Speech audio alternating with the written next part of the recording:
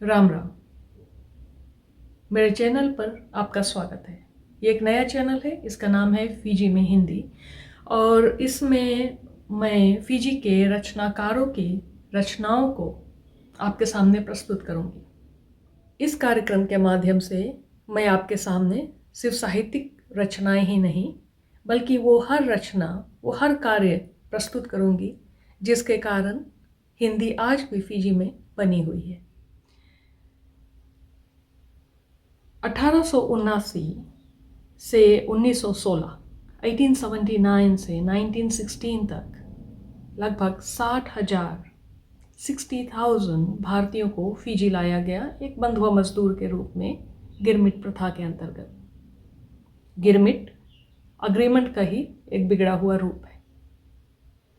ये गिरमिट 5 वर्ष का हुआ करता था, और ये गिरमिट पूरा किए बिना उन्हें स्वतंत्रता नहीं मिलती थी।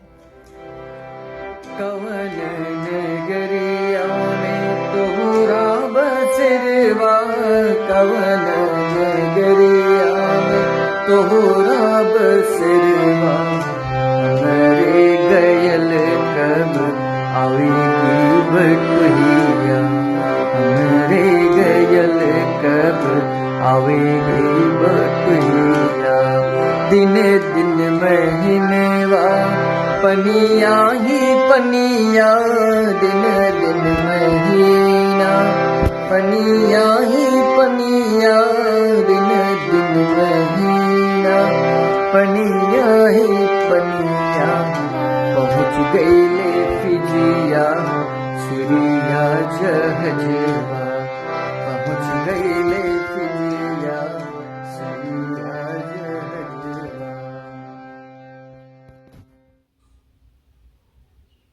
ब्रिटिश सरकार के रिक्रूटर्स, जिन्हें गिरमिट या आरकाठी कहते थे, भारत के विभिन्न स्थानों में घूमा करते थे, और जहाँ कहीं इन्हें कोई लाचार परिस्थितियों का मारा या कोई मासूम मिला तो उसे बहला फुसला कर ये कलकत्ता पहुंचा दिया करते थे, और इनको बताया जाता था कि कलकत्ता के पास ही एक छोटा सा टापू है जहाँ इन्हें चीनी चालने के लिए जाना होगा। अच्छे पैसे मिलेंगे, खूब कमाई कर सकते हैं, और पैसा बचाकर ये वापस अपने गांव आ सकते हैं। बहकावे में आ गए, चल पड़े। पहले लखनऊ, लखनऊ से ट्रेन में कलकत्ता, और कलकत्ता में एक बॉन्ड पर इनसे अंगूठा लगवाया जाता, या यदि वे हस्ताक्षर कर सकते थे तो हस्ताक्षर करवाया जाता। उसके बाद जहाज में ढकेल दिया जाता।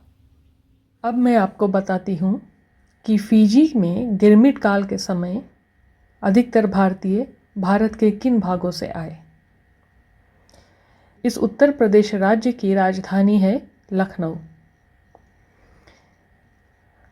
फिजी के भारतीय अधिकतर लखनऊ और इसके पूर्व की ओर के जिलाओं से आए। इमिग्रेशन पासेस में जो नाम बार बार उभरे हैं वे हैं गोंडा, फैज़ाबाद, बस्ती, गोरखपुर, आज़मगढ़, जौनपुर, सुल्तानपुर, प्रयागराज, वाराणसी, मिर्ज़ापुर, बांदा और रायबरेली। साथ में कुछ नाम मथुरा के हैं और भरतपुर के। भरतपुर राजस्थान के क्षेत्र में पड़ता है। इनके अलावा नेपाल से भी कुछ लोगों को फिजी लाया गया। बहुत कम नाम दिखाई दिए पटना और गया के। अधिकतर भारतीय पूर्वी उत्तर प्रदेश से ही आए। आगे चलकर दक्षिण भारत, खास करके तमिलनाडु और आंध्र प्रदेश राज्यों से आए।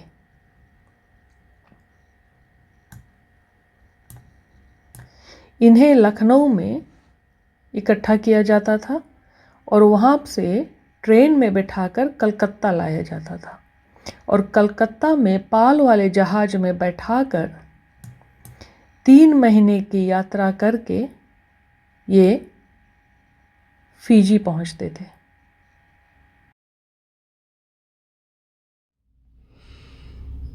जहाज के चलने के साथ साथ इन्होंने ऊंच नीच जाति पाति का भेदभाव भुला दिया और एक साथ जहाजी भाई बनकर फिजी आ पहुंचे 3 महीने के सफर के बाद। जब ये फिजी की धरती पर अपना पग रखे, इसी को ही अपनी मातृभूमि स्वीकार कर लिया, अपना गिरमिट समाप्त किया।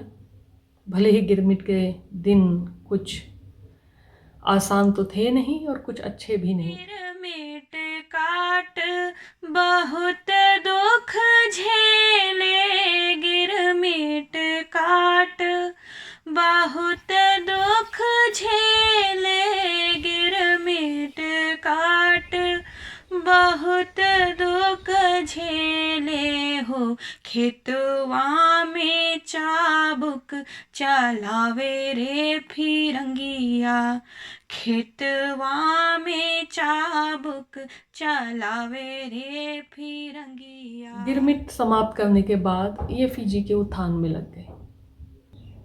1916 में आखिरी गिरमिटिये आए। 1920 से लेकर 1930 तक, 1920 से 1930 के बीच में कई गुजराती और पंजाबी भी फिजी आए व्यापार की दृष्टि से और यहीं बस गए।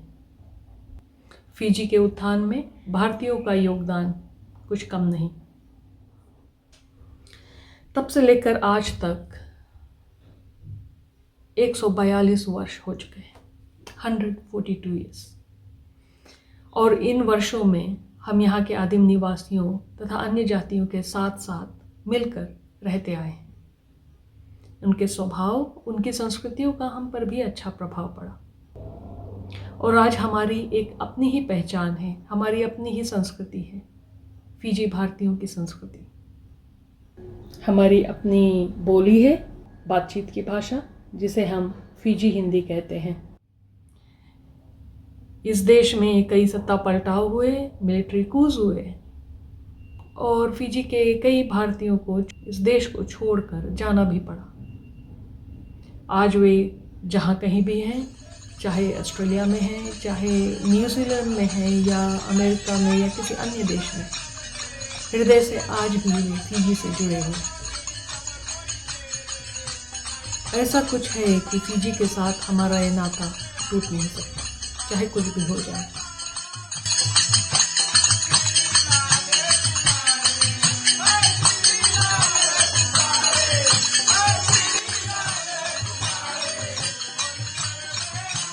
जब गिरमिटिया भारत से आए तब वे अपने साथ मानस, आलखंड, तोता मैना की कहानी, सिंहासन बत्तीसी की कहानियाँ, अकबर बीरबल की कहानियों को लेकर आए।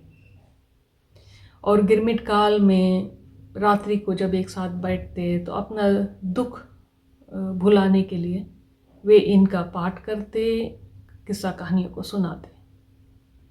तब से लेकर आज तक किसी न किसी रूप में हिंदी हमारे बीच जीवित रही और इसके लिए मैं यही कहूँगी कि हर फिजी भारतीय ने अब किसी न किसी रूप में हिंदी को जीवित रखा, चाहे एक दूसरे से बातचीत करके, हिंदी के कार्यक्रमों को देखकर, हिंदी की किताबें पढ़कर या लिखकर या गाकर या कथा कहानी कहकर, जिस भी रूप में हो सका उन्होंने हिंदी को बनाए रखा। और हिंदी के कारण हमारी संस्कृति बनी हुई है और संस्कृति के कारण हमारी पहचान। यदि हम फिजी में हिंदी की बात करते हैं तो ऐसे 2 विभूतियाँ हैं जिनका नाम लिए बिना हिंदी की कहानी पूरी नहीं हो सकती। ये हैं पंडित कमला प्रसाद मिश्र और डॉक्टर विवेकानंद शर्मा। इन्होंने अपनी ताकत पर बिना किसी ग्रांट के, बिना किसी के सहयोग के हिंदी की सेवा की है और जीवन पर्यंत करते रहे। हिंदी में पत्रिकाओं को छापा, समाचार पत्रों को छापा, किताबें लिखे, कहानियाँ कविताएं लिखी, स्कूलों के लिए किताबें लिखी और अपने साथ के लोगों को प्रोत्साहित किया कि वे हिंदी में लिखें। इनके बारे में विस्तार से मैं अपने अन्य कार्यक्रमों में आपको बताऊंगी। आज के लिए सिर्फ परिचय मात्र। और इस कार्यक्रम का मैं अंत करना चाहूँगी पंडित कमला प्रसाद मिश्र की एक छोटी सी कविता के साथ। सुनिए। अंतिम रात। आज कुछ संगीत कोई साज ही हो, आज सारी रात मधु का राज ही हो। आज मैं स्वागत प्रलय का भी करूँगा, आज मैं स्वागत प्रलय का भी करूँगा। भय नहीं नर्तक अगर नटराज ही हो। लोग जिसको छत्र सोने का समझते, क्या पता वह कंटकों का ताज ही हो। मैं जिसे आकाशवाणी कह रहा हूँ, मैं जिसे आकाशवाणी कह रहा हूँ, हो ना हो वह दूर की आवाज ही हो। हंस रहा हूँ मैं, यहाँ पर कौन जाने, जिंदगी की रात अंतिम आज ही हो। इस कार्यक्रम में सिर्फ इतिहास ही नहीं, आजकल की कहानियाँ होंगी, इस वर्तमान की भी कहानियाँ होंगी, हमारे युवाओं की कहानियाँ होंगी। इसलिए ज़रूर देखिएगा। कह के बुलावे रे कोलंबरा, कुलिया कह के बुलावे रे कोलंबरा, कुलिया कह के बुलावे रे कोलंबरा हो। खेतवा में गन्ना बोवावे रे फिरंगिया, खेतवा में गन्ना बोवावे रे फिरंगिया।